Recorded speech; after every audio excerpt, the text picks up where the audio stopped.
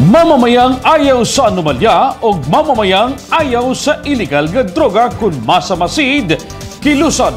Atong ibalik si Jack Villahermosa.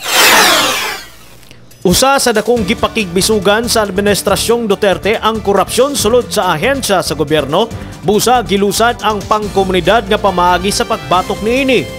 Ang mamamayang ayaw sa anomalya ug mamamayang ayaw sa illegal nga droga kun masamasid, hugot nga giduso karon sa buhatan sa Department of Interior and Local Government kon DILG. So mauni nga karon ang itagaan nato og unod ug kusog ang mga CSOPO nga motabang sa atoa, no? Kay isa man pud sila sa pillar sa atong government.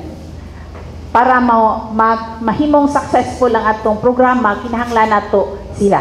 Kinahanglan nato ang matag usa, no? Sa nasampit nga okasyon, anaasab ang presensya sa representante sa civil society organization, ingon man non-government organization, diin midayag sa dakong suporta. Kami po from CSO, asahan niyo po ang aming full support. Kami po ang kaagapay ninyo sa programang ito. Si ABC President Antonieta Jing Arles nakusab ang pasalamat sa mga mitambong diin na himong kabahin sa nasampit nga okasyon. Yes po, nagpasalamat to dago sa inyong presensya nga nakibahagi mo sa ato ang pag-launch sa masamasid in order ni siya sa order sa ato ang balaod sa Pilipinas nga every LGU mag-launch gyud og masamasid tungod kay usa ni siya ka programa nga ma-eradicate nato itong mga illegal drug activities hilabi na sa nakadaiyang barangay.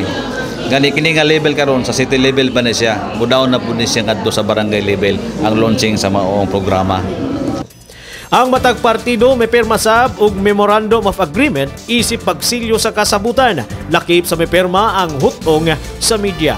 Alang sa TCTV Balita, Jack Villahermosa.